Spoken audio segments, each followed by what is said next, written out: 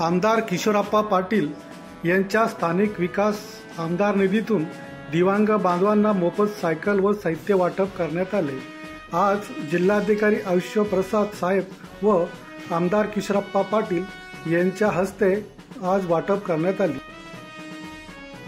यावेळेस उपस्थित होते पाचोरा उपविभागीय अधिकारी भूषण आहिरे साहेब, पाचोरा प्रभारी तहसीलदार संभाजी पाटील साहेब, समाज कल्याण अधिकारी विजय रायसिंग साहेब तसेच शिवसेना जिल्हा प्रमुख माजी जीपी सदस्य रावसाहेब पाटील, शिवसेना नेता विकास तात्या पाटील, शिवसेना उपजिल्हा प्रमुख तथा कृषी उत्पन्न बाजार समितीचे सभापती गणेश पाटील, माजी नगराध्यक्ष संजय भाऊ गोहिल, माजी जीपी सदस्य पदम पाटील, शिवसेना बडगाव तालुका प्रमुख संजय श्रावण पाटील, शिवसेना बडगाव महिला आघाडी तालुका प्रमुख रत्नाताई, शिवसेना शहर प्रमुख किशोर बारावकर, शिवसेना प्रमुख बंडू चौधरी, कृषी उत्पन्न बाजार समितीचे संचालक राहुल पाटील, युवसेना जितू जैन, नगरसेवक दत्ता जडे, माजी कृषी उत्पन्न बाजार समिती संचालक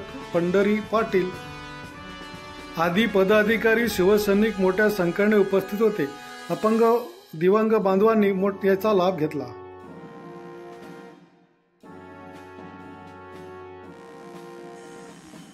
मी पहिल्यांदा आपल्या सगळ्यांच्या वतीने माननीय जिल्हाधिकारी महोदयांचं आपल्या ह्या कार्यक्रमामध्ये मनापासून स्वागत करतो। मी त्यांना काल सहज फोन केला, खरं म्हणजे तशी काही तयारी नाही, त्यांना कुठला विषय सांगितला नाही, परंतु दिव्यांगांचा कार्यक्रम आहे म्हणून त्यांनी सगळे कार्यक्रम रद्द करून आमच्या ह्या छोटेखानी कार्यक्रमाला आले, त्याबद्दल मी जिल्हाधिकारी महोदयांचे आपल्या सगळ्यांच्या वतीने मनापासून आभार मानतो। मला सांगताना आनंद होतो की दोघी तालुक्यातला एकही अपंग दिव्यांग ह्या आपल्या कुठल्याही सामुग्रीपासून वंचित राहणार नाही याची काळजी आपण घेत असताना अनेक प्रश्नांना मला सामोरं जावं लागलं। कारण 1.5 वर्षापूर्वी आपण असं ठरवलं होतं की आपण दोघी तालुक्यांमध्ये माझ्या विधानसभेच्या निधीमधून आपण या ठिकाणी सर्व दिव्यांग बांधवांना अशा पद्धतीचं साहित्य वाटप करू, परंतु दुर्दैवाने एक 10 लाख रुपयाची मर्यादा असल्यामुळे आपण त्यावेळेस फक्त भडगाव तालुका करू शकलो। आपण असं थेट सामान आणला आणि सगळ्यांना दिलं असं नाही, तर या विभागाच्या या सर्व सन्माननीय अधिकाऱ्यांचं देखील मी अभिनंदन करेन की या सगळ्या दिव्यांगांना आपण बोलून त्या प्रत्येकाची चाचणी करून, प्रत्येकाची टेस्ट करून, मग कोणाला हात लागत असेल तर हात, कोणाचा पाय असेल तर पाय, कोणाला जे जे काय करणं साहित्य लागत असेल अशा या सगळ्या साहित्यांचा वाटप आपण या ठिकाणी आज करतोय। परंतु मला एक विनंती आपल्याला सगळ्यांना करायची आहे की आता जरी 607 किंवा 600 650 लोकांची नोंदणी झालेली असेल, परंतु अजूनही मला असं वाटतं की तुमच्या सगळ्यांची संख्या पाहिल्यानंतर किमान 100-200 लोकांनी नोंदणीच केलेली नाही अशी परिस्थिती मला तुमच्या सगळ्यांच्याकडे पाहून या ठिकाणी वाटतंय। आणि म्हणून मी आपल्याला विनंती करेल की पहिल्यांदा ज्यांची नोंदणी झालेली आहे, ज्यांचं सगळ्या प्रकारचे माप घेतले गेलेले आहेत, ह्या सगळ्यांना आज वाटप होईल। उर्वरित जे राहिलेले आहेत त्या सगळ्यांची नोंदणी होईल आणि आपल्यासाठी सुद्धा पुन्हा एकदा या सर्व साहित्यांची व्यवस्था केली जाईल, यात कुठल्याही प्रकारची शंका नाही। परंतु ज्यांनी नोंदणी केलेली नसेल त्यांनी आज आपल्या ह्या सर्व सन्माननीय अधिकाऱ्यांकडे बसून ती नोंदणी करून घ्यावी आणि आपली सगळ्यांची चाचणी या ठिकाणी करावी।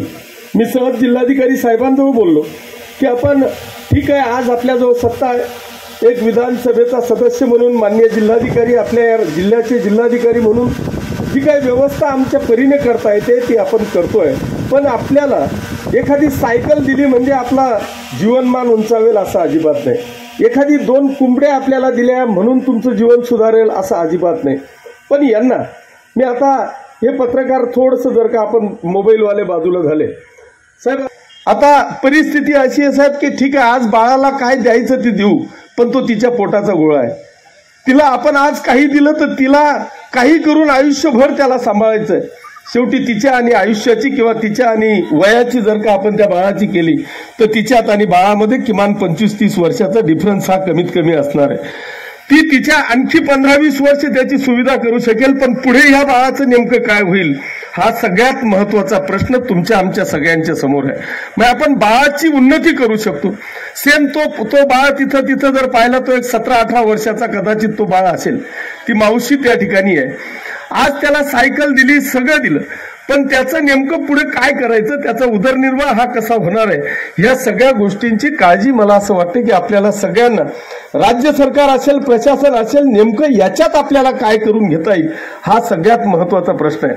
साहेब, मी दुर्दैवाने सांगतो की आम्ही, ठीक आहे, मी लोकप्रतिनिधी आहे, या तालुक्याचा आमदार आहे, परंतु दुर्दैवाने सांगावं असं वाटतं की इथं बसलेल्या अपंगांमधले किमान 50% लोकांकडे अजूनही 70% किंवा 80% जास्त अपंगचं सर्टिफिकेट कदाचित नसेल, हा माझा आत्मविश्वास आहे. कारण हे लोक दर बुधवारी जळगावला जाय, त्या सिव्हिल सर्जनला भेट, तिथल्या डीनला भेट.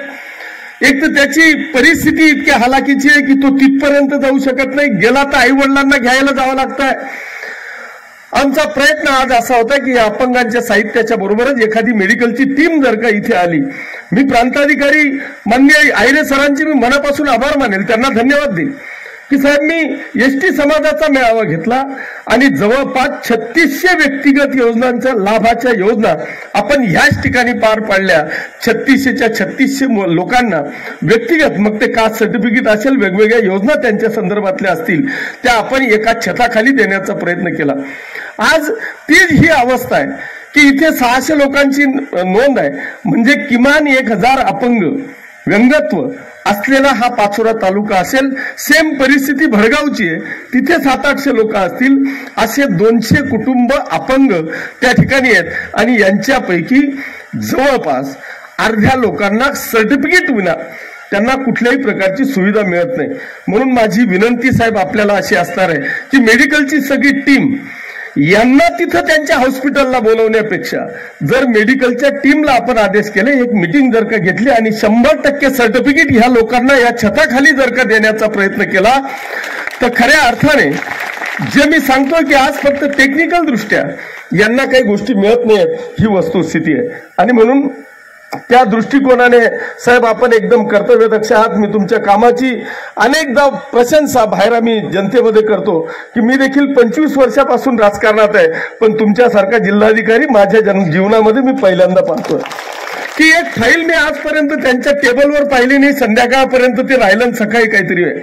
दुसरा एक महत्वाचा विषय, इतक्या कमी दिवसामध्ये एखाद्या पुढाऱ्याला माहीत नसेल एवढा इतंभूत इतिहास त्यांनी जळगाव जिल्ह्याचा तपासून घेतलेला आहे. त्याच्यामुळे नेमकं आपल्याला काय करता येईल, आपल्या अधिकाराचा, पदाचा सदुपयोग करून या समाजाला आपल्याला नेमकं काय देता येईल, हा प्रामाणिक प्रयत्न मला वाटतं कलेक्टर साहेबांचा असो. आणि आज संपूर्ण जिल्हा हा माननीय कलेक्टर महोदयांचा त्या ठिकाणी कौतुक करतो. साहेबांनी सांगितलं की आज जवळपास 1 लाख लोक मयत झाले आणि त्यांचं जे काही होतं तो राशन मधले 1 लाख लोकांचं नावं कमी केले, ही वस्तुस्थिती आहे. साहेब, आणखी एक जर का त्याच्यात एक पवित्र आपण जर का उचलला, ही एक वस्तुस्थिती आहे. ते 1 लाख लोकांचं कमी झाल्यामुळे निश्चितच तुमचं उद्दिष्ट वाढणार आहे. तो वाढला की ह्या सगळ्या लोकांना भेटणार आहे आणि जिल्ह्यातून कुठलंही उद्दिष्ट त्या ठिकाणी कमी करण्याचं कारण नाही. परंतु साहेब, माझी विनंती आपल्याला अशी असणार आहे की याच्यात आणखी एक जर का दुरुस्ती केली, त्याच्यामध्ये दरवर्षी आमच्याकडच्या 25 एका गावातल्या 15 ते 20-25 मुली ह्या बाहेर जातात. मुलांना मुली भेटत नाही, त्याच्यामुळे येताना खूप कमी येतात.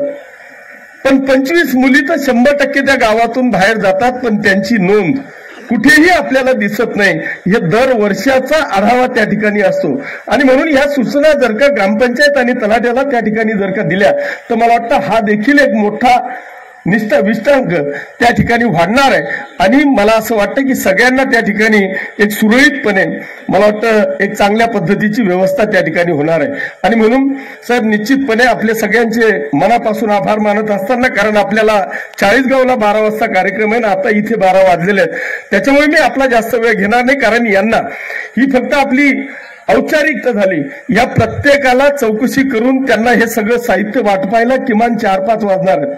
आणि म्हणून मी जास्त वेळ घेणार नाही, कारण यांची सगळ्यांना मी आपल्याला विनंती करतो, आपल्या सगळ्यांची जेवणाची व्यवस्था केलेली आहे. आपल्याला सगळ्यांना साहित्य वाटप हे आपल्या सगळ्यांचे माप घेऊन दिलं जाणार आहे.